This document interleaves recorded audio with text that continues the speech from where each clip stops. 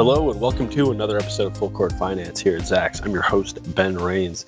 And today we're taking a look at two of the biggest stocks in the world, and that is Microsoft and Apple before they report their quarterly earnings next week. But before we get into everything, remember to subscribe and leave a review wherever you listen to your podcast, and make sure to check out our new Zacks.com/promo page for a look into some of our services, portfolios, and more. So before we jump into Microsoft and Apple, I'd like to quickly break down the market just to give a better sense of what to expect from Microsoft and Apple and take a look at some of the earnings so far that we've seen. So the market jumped last Thursday following the release of some stronger than projected earnings reports from Walgreens, United Health, Bank of America, and some other economic bellwethers. Many of the big S&P 500 names also provided somewhat rosy guidance thus far in the face of global supply chain setbacks and other headwinds. Wall Street also turned its attention last week from disappointing September jobs data to last Thursday's weekly jobless claims that came under 300,000 for the first time since the pandemic began. This could mean that businesses are hanging on to their employees as many different sectors struggle to find workers. Stocks then popped Friday to see both the S&P 500 and the NASDAQ return to their 50-day moving averages, and the bulls have now pushed both of those indexes well above those levels to start the week of October 18th. This week we'll also see plenty more Q3 earnings results from big names with 73 S&P 500 names set to report. This includes Netflix, Johnson & Johnson, Snap, Intel, P&G. Obviously, there's still a ton of uncertainty out there heading into the winter and the holiday shopping period, and prices from goods and services to energy all continue to climb. P&G noted recently when they reported that they're going to have to raise their prices just because of supply chain setbacks heading into the holiday season. Nonetheless, the S&P 500 earnings and margin picture remains really strong, and the interest rate environment should certainly remain accommodating for stocks even when the Fed starts to finally lift that core interest rate. And we've seen so far in the last week, we've seen the overall S&P 500 earnings picture for Q3 improve, which is a good sign so far in this early part of the earnings season. And then I wanted to quickly note one of our technical traders here at Zacks who runs Counter-Strike service noted on Friday, or actually on Monday, so yesterday. His name is Jeremy Mullen. He wrote just this simple thing. We only saw a 5% pullback, and I'm sure more people were looking for more. That means too many are short and underinvested. So if we do move higher, that panic buying will start again. So essentially he's saying that obviously people had been expecting a bigger pullback, maybe even a correction of 10% or more. We got, I think the S&P and NASDAQ both fell down around by at least 6% or more so far, but we're now well back closer to those highs. So he's saying essentially that if we see more positivity in the next week or two, you could easily see stocks run back up to print new highs, despite all of the uncertainty heading into the holiday shopping season. So with this in mind, Microsoft and Apple report their earnings results next week, along with all of the other huge FANG tech names. So we're going to take a look at Microsoft, which actually touched brand new highs Tuesday morning as well. So they're set to report their first quarter fiscal 2022 results next Tuesday on October 26th. And the stock is coming off another strong quarter and another stellar year. So it's quickly worth just looking back at the last quarter to give a sense of what its different business units are doing, since they're more diversified than ever. So its revenue climbed 21% last quarter, with Intelligent Cloud up 30% to account for 40% of total revenue. So it's that cloud business that's continued to push Microsoft higher, and it's really revamped their entire business to be a massive growth company again. Meanwhile, its office-heavy productivity and business processes space popped about 25%, and its more personal computing unit was up 9%.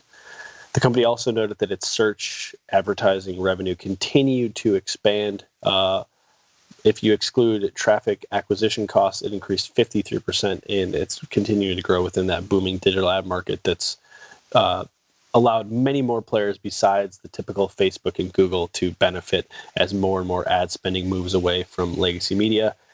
We should also note that Microsoft's adjusted earnings climbed roughly 50%, and it's now topped our bottom line estimates by an average of about 20% in the last 4 quarters.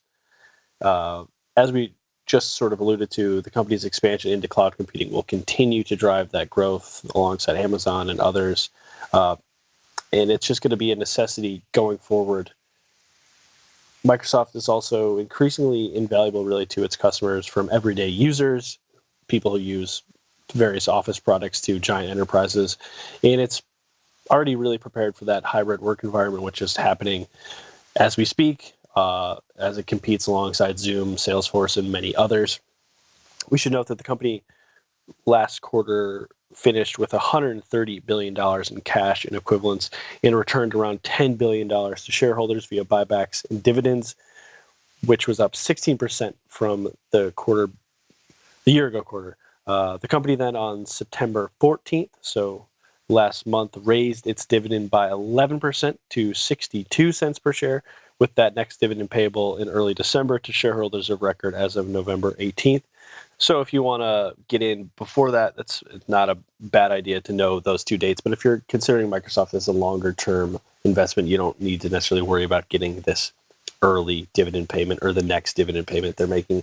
The board of directors also approved a new share repurchase program authorizing up to $60 billion in repurchases with no expiration date. And obviously, it may be terminated at any time. But with this cash, Microsoft, Apple, and all of these huge companies will just continue to buy back their shares. And it's not like they're buying back their shares and not doing anything else with their money, because they also continue to make a slew of strategic acquisitions. Most recently, the company announced in mid-April its plans to buy Nuance Communications for $16 billion, making it the second largest deal under its current CEO. The company is at the forefront of speech recognition and AI, and its tech is set to roll into Microsoft's growing cloud business for healthcare clients and beyond. The companies also continue to make smaller purchases constantly. That includes nearly a dozen so far just in 2021. And we should note that I think I forgot to mention that it's a dividend yield that's 0.8% at the moment. Nothing outstanding, but it does top Apple, and it marks solid income for a stock that's continued to soar and crush the market for the last 5 years. So Microsoft's fiscal 2021 revenue, so that was last year, since we're heading into its first quarter earnings report next week, climbed 18%. Looking ahead, Zach's estimates call for its 2022 revenue to climb another 13%, with 2023 set to grow another 12%, all the way to $213 billion. So these projections would extend the firm's streak of between 10 to 18% sales growth to a whopping 6 years, which is a really impressive run for a company that went public back in the 1980s and showcases the strength and consistency of that cloud computing and reoccurring revenue that all of their various cloud businesses and those subscription models for all of its office-related businesses are doing. Meanwhile, its adjusted earnings are projected to climb 8% and 13% respectively over this year and next. We should also note that its positive earnings revisions help it land a Zacks rank number 2 buy heading into its quarterly release, and all 19 brokerage recommendations that Zacks has are strong buys at the moment. So Wall Street remains really, really high on Microsoft, which makes sense. It's one of the biggest, most profitable companies in the world, which sometimes you don't need to get too cute with it. Just buy really good, strong, stable stocks. Microsoft is up 5% in the last month, and it hit brand new highs of $309 per share on Tuesday morning. So the last time I checked, that was the new highs. And the current Zacks consensus price target is at $326 a share, which marks another 5% upside. And then if we look over the last year, Microsoft is now up about 45%. This outpaces the S&P 500's 32% climb. As we mentioned, it's bounced in the last month, trading at new highs heading into that earnings release next week. And then if we look back over the last 5 years, the company has outpaced Netflix, Apple, Amazon, Facebook, so all those other huge tech players, with it up about 440%. compared to Apple's 400% climb over the last 5 years. With that in mind, the stock's trading at about 34.2 times forward 12-month earnings at the moment, which is a little below, though, its year-long highs. And it does mark a discount to the broader Zacks computer software services market, which is trading at 36.6 times forward earnings heading into its release. So overall, if you're a long-term investor and you want to add a stable tech giant that's going to pay dividends and continue to buy back shares, even though it's at its highs, you don't need to be too trying to time the market and I'll wait for a pullback. If you're planning on holding it for a year or more, or way longer than that, if you buy it at $309 a share or maybe $300 a share, in the long run, you might not notice. And if you're always avoiding the tops, you can miss out on big gains, which the last year and a half of the market has really proven that it's really hard to time the market, especially when we've seen stocks bounce back up above their 50-day moving averages in the last week or so. So now we're going to move on to another giant that hasn't needed an introduction for years, if not decades, and that is Apple, that's set to release its Q4 2021 results on Thursday, October 28th, so next Thursday. And like with Microsoft, it's quickly just worth running back over their last quarter because it helps give a sense of how broad-based their business is as they further solidified that non-iPhone business. So Apple posted blowout results last quarter with revenue up 36% and adjusted earnings 100% higher. The company's flagship smartphone helped drive that growth, though, with sales up 50% for the best iPhone growth in years. Apple also continues to enjoy strong expansion outside of that unit, with smartphone sales accounting for only 49% of Q3 revenue. So if you look a few years back, the iPhone would sometimes account for over 60%, especially in a big quarter where it saw a lot of growth. Meanwhile, Mac sales were up 16% and iPad revenue was up 12%, and the success of its wireless headphones and other devices helped its wearable home and accessory space jump 36%. We should also note that services unit was up 33% last quarter to account for about 22% of sales. So that continues to grow. It's going to be that nice reoccurring revenue, making it easily the second largest space behind the iPhone. One of the biggest points that needs to just constantly be reminded, and obviously saying to buy Apple stock is nothing new or mind-blowing, but for a company that sells high-end consumer electronics that millions of people crave, pulled in $275 billion last year during a global pandemic, its branding power is really unmatched, and its constant cycle of new phones and devices keep people wanting more.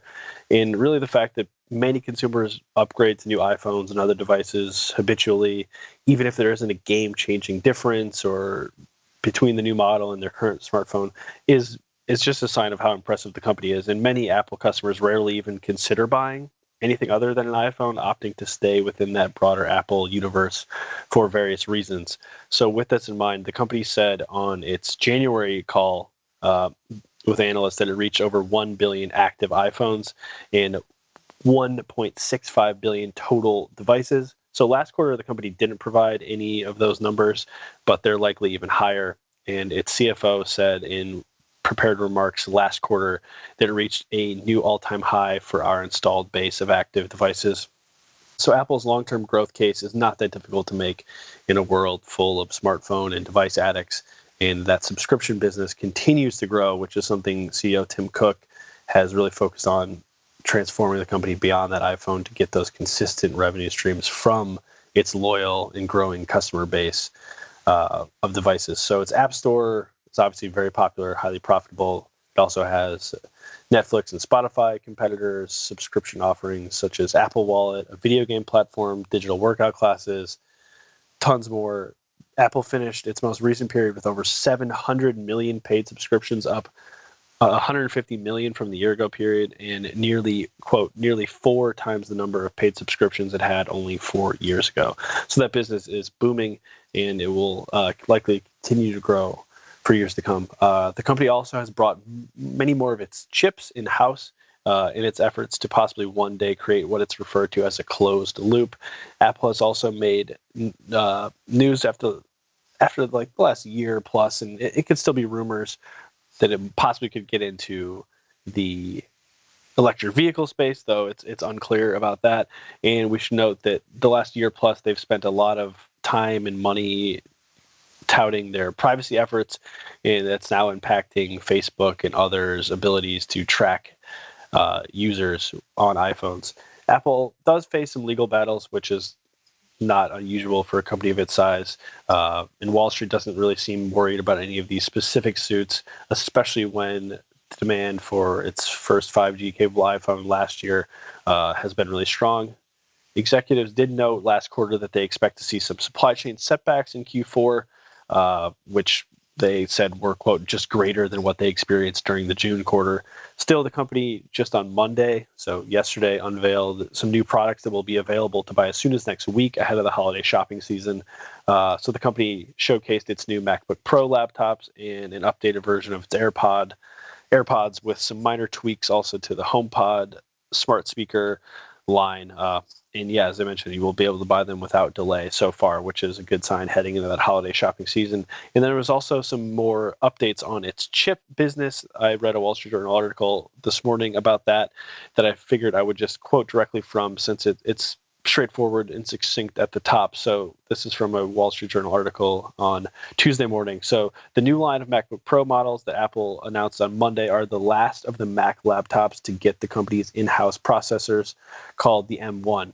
That comes less than a year after the company first unveiled the chip, which replaces the Core family from Intel as the computer's main central processor. At the time, Apple promised that it would move its entire Mac family to its in-house chips within, quote, a couple of years.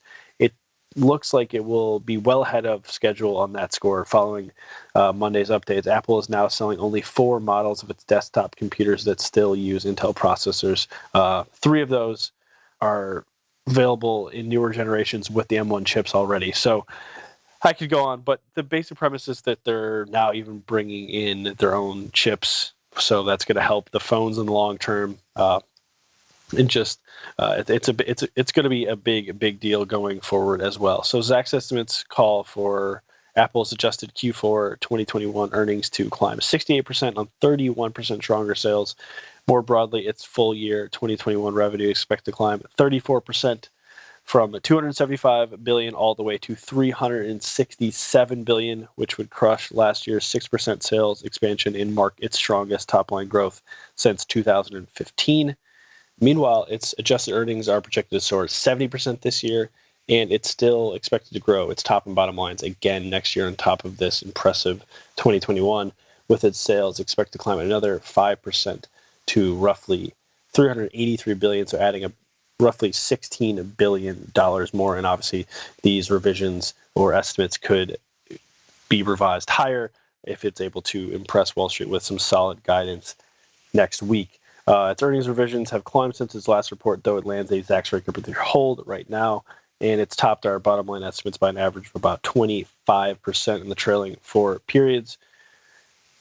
The stock's also up about 4% in the last month, yet it still trades 5% below its early September records. As of Tuesday morning, it was trading at around $148 a share, and the current Zacks consensus price target is sitting at $171.68, which marks another 16% upside from its Tuesday morning price. So good to see there. And then overall, Apple is up about 30% in the last year, which actually lags the broader tech space, which is another positive sign. The Apple rarely lags the broader tech market for that long. So it's up 28% compared to the broader tech space's 37% climb in the last year. And we should note that Apple is trading, despite trading only about 5% below its actual highs, it's trading at 25.5 times forward 12-month earnings, which marks a big discount to its year-long highs when it was trading earlier this year at the beginning of the year at around 35 times forward earnings.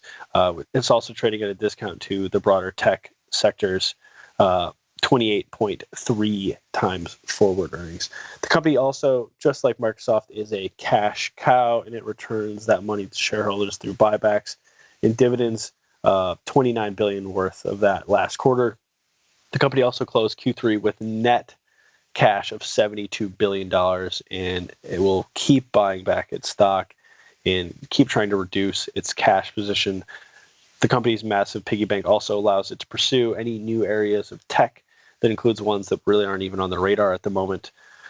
Obviously, a big splashy acquisition doesn't seem like it's going to be in the cards anytime soon, though. You never know. People on Wall Street have been saying for years that Apple is going to make a big acquisition. It has not done that, but obviously its cash position could set it up to do that, or it could just continue to buy back its own stock and pay a dividend, which it will continue to do no matter what, even if it makes an acquisition. Like with Microsoft, Wall Street is extremely high on the stock with 17 of the 22 brokerage recommendations that Zacks has coming in at strong buys with none below a hold. So given this backdrop, now appears to be a solid time to consider buying Apple. And as we've stressed before, long-term investors don't really need to try to get fancy and think that owning Apple is too easy or that they need to find a hidden gem. You can certainly do that, but having Apple and Microsoft in your portfolio, if you're a long-term investor, is one of the closest things to a no-brainer at this point. And obviously, some people might want to wait for a bigger pullback, but as we've continued to say, if you're a long-term investor, trying to time the market is not necessarily the most advantageous thing you can do, as you're always going to then be trying to find the best entry point. And if you're going to hold the stock for 5 years, it doesn't necessarily matter as much. And obviously, there's always the option to dollar cost average into whatever move down Apple makes. So that does it for another episode of Full Court Finance. Until next time, I'm your host, Ben Rains. And remember, if you have any questions, please feel free to shoot us an email over at podcast@zacks.com. This material is being provided for informational purposes only, and nothing herein constitutes investment, legal, accounting, or tax advice, or a recommendation to buy, sell, or hold a security. Do not act or rely upon the information and advice given in this podcast without seeking the services of competent and professional legal, tax, or accounting counsel. Publication and distribution of this podcast is not intended to create, and the information contained herein does not constitute an attorney-client relationship. No recommendation or advice is being given as to whether any investment or strategy is suitable for a particular investor. It should not be assumed that any investments in securities, companies, sectors, or markets identified and described were or will be profitable. All information is current as of the date herein and is subject to change without notice. Any views or opinions expressed may not reflect those of Zacks Investment Research as a whole.